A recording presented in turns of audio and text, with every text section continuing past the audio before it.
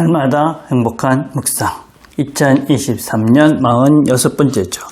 하나님 말씀은 고린도후서 10장 7절에서 12절 말씀입니다. 주께서 주신 권세입니다. 너희는 외모만 보는도다. 만일 사람이 자기가 그리스도에게 속한 줄을 믿을진대 자기가 그리스도에게 속한 것 같이 우리도 그러한 줄을 자기 속으로 다시 생각할 것이라. 주께서 주신 권세는 너희를 무너뜨리려고 하신 것이 아니요 세우려고 하신 것이니 내가 이에 대하여 지나치게 자랑하여도 부끄럽지 아니하리라. 이는 내가 편지들로 너희를 놀라게 하려는 것 같이 생각하지 않게 함이라. 그들의 말이 그의 편지들은 무게가 있고 힘이 있으나 그가 몸으로 대할 때는 약하고 그 말도 시원하지 않다 하니 이런 사람은 우리가 떠나 있을 때에 편지들로 말하는 것과 함께 있을 때 행하는 일이 같은 것임을 알지라. 우리는 자기를 칭찬하는 어떤 자와 더불어 감히 짝하며 비교할 수 없노라. 그러나 그들이 자기로서 자기를 헤아리고 자기로서 자기를 비교하니 지혜가 없도다. 아멘. 자, 묵상 2번 1번입니다. 바울이 지금 자랑하고 있는 것은 무엇입니까? 바울은 지금 고린도전서와 고린도후서를 통해서 자기의 많은 이야기들을 어떤 면은 조금 자랑하는 것 같은 느낌으로 이야기를 하고 있습니다. 자신의 동기, 또 사도의 자격, 또 성도들을 어떤 마음으로 섬겼는지, 또 성도들을 섬기기 위해서 어떤 고난들을 당했는지 이런 많은 이야기들을 자기 이야기를 아주 많이 이렇게 하고 있습니다. 그런데 그런 이야기들이 자랑같이 보일 수도 있다. 그런 생각을 바울이 했던 것 같습니다. 사실은 자랑하는 것은 그렇게 좋은 건 아니지 않습니까? 그럼에도 불구하고 바울이 이렇게 자랑하는 것이 전혀 부끄럽지 않다. 그렇게 이야기를 합니다. 왜냐하면 그 동기가, 그 이유가 분명했기 때문에 그렇습니다. 그가 그렇게 자기 자신이 했던 많은 일들을 그렇게 이야기하는 것은 자신이 전한 복음의 정당성을 위해서 하는 것입니다. 그 자랑하는 것이 나를 위한 것이 아니다. 내 자신을 위한 것이 아니다. 내가 전한 이 복음이 얼마나 올바른 것인지 바른 것인지 오늘 본문을 보니까 뭐라고 말씀하고 있냐면 주께서 주신 권세 하나님께서 이 일을 나에게 맡기셨고 내가 이 일을 했기 때문에 그래서 내가 이런 수고를 하고 이런 애씀도 하고 이런 고난을 받았지만 이 모든 것들이 다 복음을 위한 것이었다. 그래서 너희들이 받은 그 복음은 정당한 것이고 옳은 것이며 그래서 너희들이 반드시 따라야 하는 것이다. 라는 것을 위해서 바울은 이렇게 자기가 한 일을 자랑하는 것 같은 느낌으로 이야기를 계속하고 있는 것입니다. 그래서 바울이 이렇게 이야기하는 것은 그 사람들을 보호하기 위해서 그 사람들에게 더 유익이 되기 위해서 바울은 자기 이야기를 이렇게 하고 있는 것이죠. 우리가 때때로 하나님께서 일하시는 것들을 증명하고 또 우리가 그것을 증거하기 위해서 어떤 면에서는 나에게 일어났던 일들을 우리가 조금은 자랑하는 것 같은 느낌으로 이야기할 수 있습니다. 그러나 그 자랑하는 이유 동기가 분명해야 됩니다. 하나님을 드러내기 위한 것이죠. 복음을 더 분명하게 드러내기 위한 것입니다. 그럴 때 중요한 것이 있죠. 태도죠. 겸손한 태도.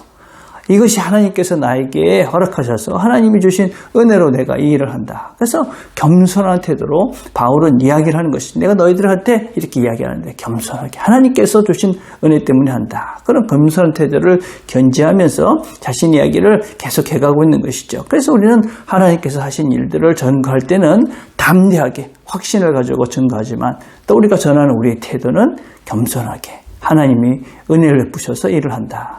바울은 지금 그래서 이렇게 자랑하는 것이 결코 부끄럽지 않다. 그렇게 지금 이야기를 하고 있는 것입니다. 자, 2번입니다. 바울에 대해서 어떤 사람들은 무엇이라고 말하고 있습니까?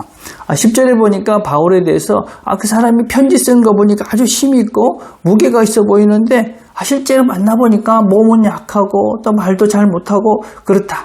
그래서 편지와 실제는 다르다. 그 이중적인 사람이다. 이런 식으로 바울을 비난하고 있는 것입니다. 그런데 그가 뭐라고 얘기합니까? 난 그렇지 않다. 내 말과 행동 그리고 내 편지와 실제는 똑같다. 행하는 일이 똑같다. 그렇게 이야기를 하고 있는 것입니다. 내가 편지를 보낸 것 같이 말하는 대로 나는 행동하고 살고 있다. 그렇게 당당하게 이야기를 하고 있는 것이죠. 우리가 늘 겸손할 수밖에 없죠. 우리가 말하는 것만큼 어떻게 살겠습니까? 그렇죠?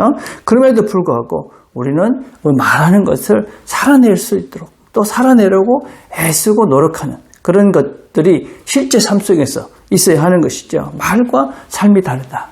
편지를 썼는데 편지에서는 그럴듯하게 얘기를 했는데 말은 그럴싸하게 있는 삶은 전혀 아니다. 그럼 그 말에 힘이 있을 수가 없는 것이죠. 증거되는 복음을 증거하는 그런 삶을 살 수가 없는 것이죠. 그래서 바울은 그렇지 않다. 나는 내가 편지를 이렇게 썼고 실제로 그대로 살아가고 있다. 그렇게 지금 담대하게 확신을 가지고 이야기를 하고 있는 것입니다. 자, 3번입니다. 자신을 다른 사람들과 비교하는 사람들에 대해서 무엇이라고 말하고 있습니까? 여러분, 왜 비교를 합니까?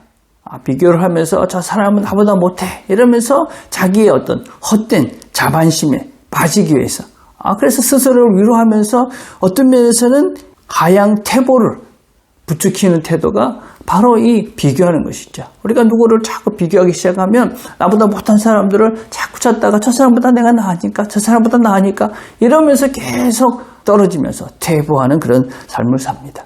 여러분, 비교하는 것이 왜 문제가 됩니까? 비교를 하다 보면 자꾸만 내보다 못한 사람들을 찾다가 이러다 보니까 그냥 계속 하향퇴보를 하죠.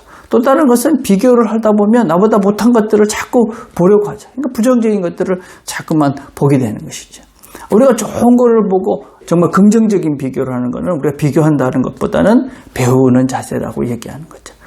우리가 나보다 더 훌륭하다. 그럼 내가 비교하는 게 아니라 배우는 것이죠. 그래서 여러분 이렇게 비교하게 되면 어떻게 됩니까?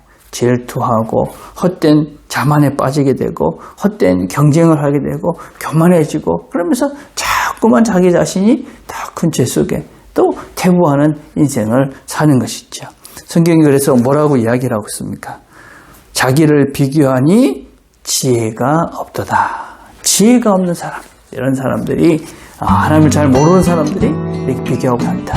우리는 항상 누구와 비교합니까? 우리는 예수를 따라가는 사람들입니다. 예수님을 비교하면서 아직까지 부족하다. 그러면서 예수님을 배우고 가는 것이죠. 또 어제 나와 비교하는 거죠. 어제 나는 어땠나? 오늘은 나 좀 더 나아야지. 이러면서 우리가 우리 자신을 한 것이 나가는 것이죠. 그러기 위해서는 사실은 주변에 좋은 사람들을 보면서 칭찬하고 좋은 것들을 보면서 그 사람들 속에 있는 예수님을 보면서 우리가 그 모습을 따라가며 배워가는 것이죠. 칭찬을 한다는 것은 어떤 면에서는 스스로 내가 성장해가는 증거다. 그렇게 이야기할 수가 있는 것입니다. 오늘도 하나님께서 우리에게 주신 날들 주변의 사람들, 좋은 사람들 많지 않습니까? 잘 배우시며 성장하면서 하나님께서 원하시는 모습으로 새로워져가는 저와 여러분 되시기를 간절히 바라겠습니다.